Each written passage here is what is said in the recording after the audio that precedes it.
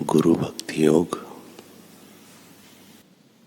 गुरु भक्ति योग दिव्य सुख के द्वार खोलने के लिए गुरु चाबी है। गुरु में अविचल श्रद्धा शिष्य को कैसी भी मुसीबतों से पार होने की गूढ़ शक्ति देती है। ईश्वर, मनुष्य एवं ब्रह्मांड के विषय में सच्चा ज्ञान गुरु से ही लिया जाता है। गुरु साधना रूपी नाव के कर्णधार है, लेकिन पतवार तो साधक को ही चलानी होगी। गुरु भक्ति तमाम आध्यात्मिक प्रवृत्तियों का मूल है। गुरु भक्ति धर्म का सार है। सच्चा सुख सद्गुरु की सेवा में ही निहित है। सद्गुरु के चरणों के प्रति श्रद्धा एवं भक्ति भाव रहित जीवन मरुभूमि में खड़े हुए रसहीन जीवन जैसा है।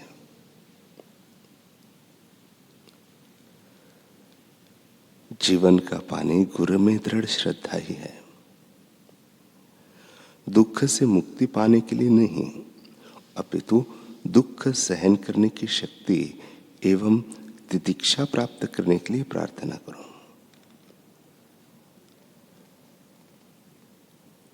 गुरु की कृपा गुरु भक्ति योग का आखिरी लक्ष्य है। गुरु कृपा से बदला जीवन। एक राजा का एकलौता पुत्र जो बड़ी मन्नतों के बाद पैदा हुआ था, बहुत ही शैतानी दिमाग का था। अभी तो छोटा ही था, पर उसने राजा व प्रजा की नाक में दम कर दिया था। राजा ने बहुत प्रयास किए, परंतु उसे सुधार नहीं पाया। अंत में राजा ने अपने गुरुदेव के पास जाकर अपना दुखड़ा सुनाया। गुरुदेव बोले, हे राजन, तुम परेशान मत हो, उसे मेरे पास भेज दो। राजा ने वैसा ही किया। गुरुजी राजकुमार को एक बगीचे में ले गए। वहां बबुल के 4 पौधे दिखाए। एक पौधा 1 फुट का, दूसरा 2 फुट का, तीसरा 4 फुट का और चौथा 8 फुट का था। फिर बोले, बेटे, तू इन 4 पौधों को उखाड़ दो। इनके स्थान पर तुलसी के पौधे लगवाने हैं। लड़के ने पहले पौधों को एक हाथ से पकड़कर सहज उखाड़ दिया, दूसरे को थोड़ा जोर लगाकर उखाड़ डाला। तीसरे पौधे को उखाड़ने में उसे दोनों हाथ लगाने पड़े और काफी खींचतान भी करनी पड़ी। गुरुजी ने उसकी पीठ थपथपा कर कहा, शाबाश, अब चौथे को भी उखाड़ डालो। लड़के ने चौथे पौधे को दोनों हाथों से कसकर पकड़ा, जोर लगाया, लेकिन पौधा नहीं उखड़ा। साथ ही बबूल के कांटों ने उसे काफी कष्ट दिया। लड़का बोला, महाराज, यह तो मुझसे उखड़ता नहीं है।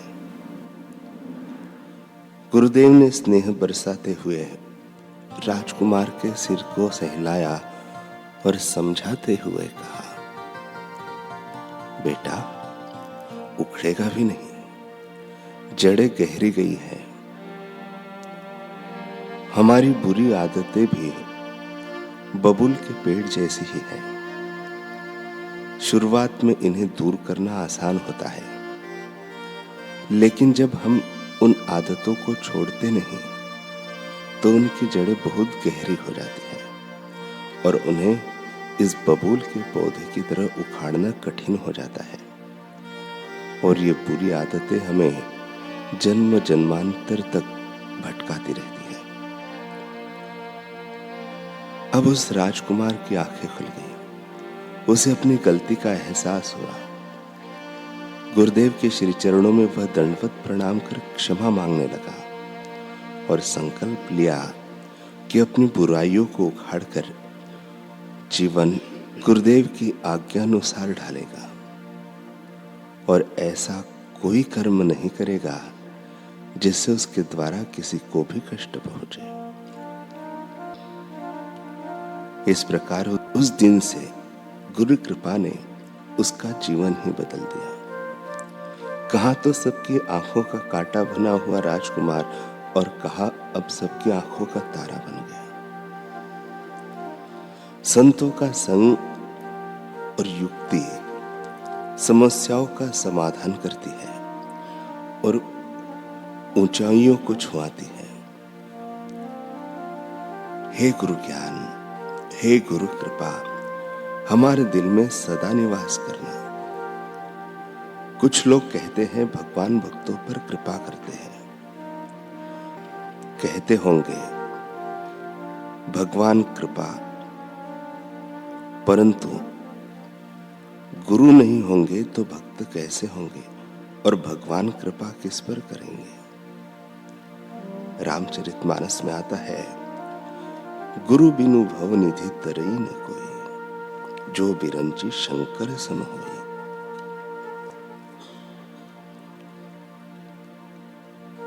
स्वामी शिवानंद जी सरस्वती कहते हैं,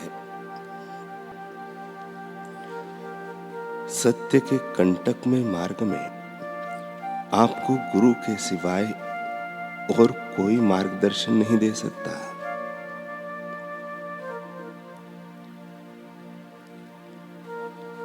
शुरुआत में हमें गुरु वचनों को स्वीकार करना होता है ताकि हम उनके वचनों के अनुसार अभ्यास करके खुद अनुभव कर सके। पर जब हम उनके वचनों की सच्चाई अपने अनुभव के द्वारा प्रकट रूप से देख लेते हैं, तब हमारा विश्वास दृढ़ हो जाता है, जो सारी दुनिया के विरोध करने पर भी नहीं टिक सकता। एक मनुष्य ने सूर्य देख लिया है, अब चाहे करोड़ों चमगादड़ कसमें खाए कि सूर्य है नहीं, तो भी उसका विश्वास नहीं टूटता, क्योंकि उसने स्वयं देखा है।